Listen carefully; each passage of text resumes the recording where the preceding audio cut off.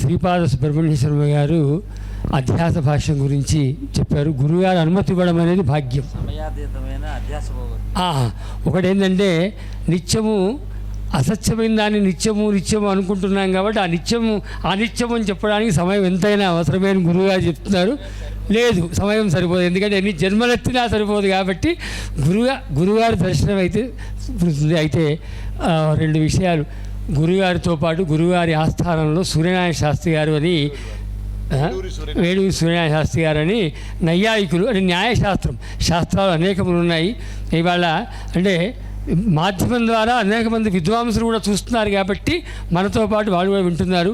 వారు ఇప్పుడు అంటే అది ఆ శంకర భాష్యము సంస్కృతంలో చెప్తేనే గంభీరంగా అందంగా ఉంటుంది. దానికి తెలుగులో చెప్పాలంటే ఎంత కష్టపడాలో పాపం వారు ఇప్పుడు కష్టపడి మనకు దాన్ని చందమామ కథలాగా చెప్తారని అలాగే చెప్పారు. మొత్తానికి కనపడుతున్న మన ఈ ప్రపంచము సత్యము కాదు, ఇది భ్రమ అనేది వారు నిరూపించారు. కాబట్టి అసత్యమైన దాన్ని మరి మనం మెల్లగా విచారిద్దాం. అయితే ఇప్పుడు గురువుగారి యొక్క రామాచారి గారు మీదికి రండి. షర్టు అయ్యా, షర్టు రామాచారి గారు షర్టు.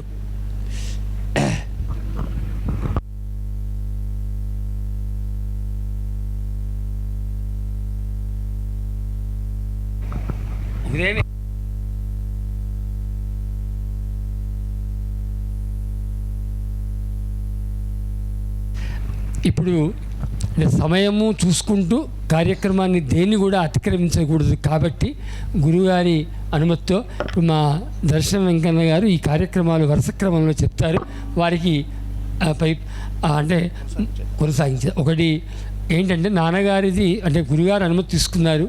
ఇప్పుడు ఎందుకు ఇక్కడ ఇంతమంది మా మహేశ్వరుడు తర్వాత ఇంకా మిగతా వేద విద్యార్థులు అందరూ ఇక్కడ ఉన్నామంటే మేమంతా ఇదే ఊళ్ళో చదువుకున్నాం సార్. ఇక్కడ అంటే మాకు చిన్న ఈ ఎత్తు నుంచి ఇక్కడే ఉన్నాం, ఇదే ఊళ్ళో చదువుకున్నాం. పైకి రామాచారి గారు చదువుకున్నాము. కాబట్టి ఏంటంటే వారి గురించి చిన్నగా మేము ఒక 20 నిమిషాలు చేసుకున్నాం. తర్వాత కానీ ముందు గురుగారి కార్యక్రమాన్ని అనుసరించి మొట్టమొదట ఒకటి పుస్తక ఆవిష్కరణ, సంచిక ఆవిష్కరణ. వీరు రామాచారి గారని మా గ్రామవాసి. అంటే ఎందుకు మా గ్రామవాసి అంటామంటే ఈ గ్రామం విశ్వనాథ శాస్త్రి గారు పుట్టారు కాబట్టి శత జయంతి వేడుకల్లో కూర్చోరు. మా బగళాముఖి పీఠానికి ఆస్థాన సంగీత విద్వాంసులు కూడా అది ఇక్కడ నిత్యం చేశారు. ఏ ఆస్థానంలో చేయలేదు, ఏ ఆస్థానంలో చేయలేదు. అయితే ఇక ఇప్పుడు మొట్టమొదటిగా నాన్నగారికి సంబంధించినటువంటి ఒక విశేష సంచిక గురుగారి చేతుల మీదుగా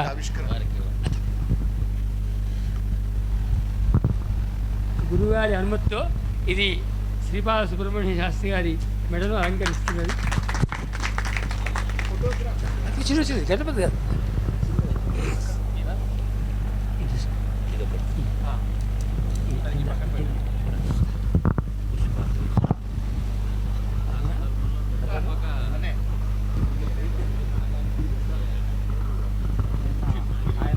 ఇద్దరు కలిసి వచ్చామని చెప్పి మేము వచ్చేంత వరకు ఉండలేమేమో అని అన్నారని మేము కాస్త శీఘ్రంగా నా అదృష్టం సార్, మీరు ఉండరేమో అని భయపడ్డాను.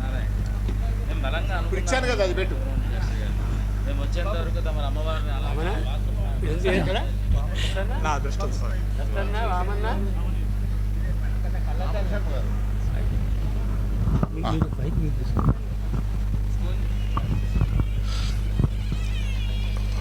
తెలంగాణ వైతాళికులు జ్ఞాననిధి బ్రహ్మశ్రీ శాస్త్రుల విశ్వనాథ శాస్త్రి గారి శత జయంత్యుత్సవ విశిష్ట సంచిక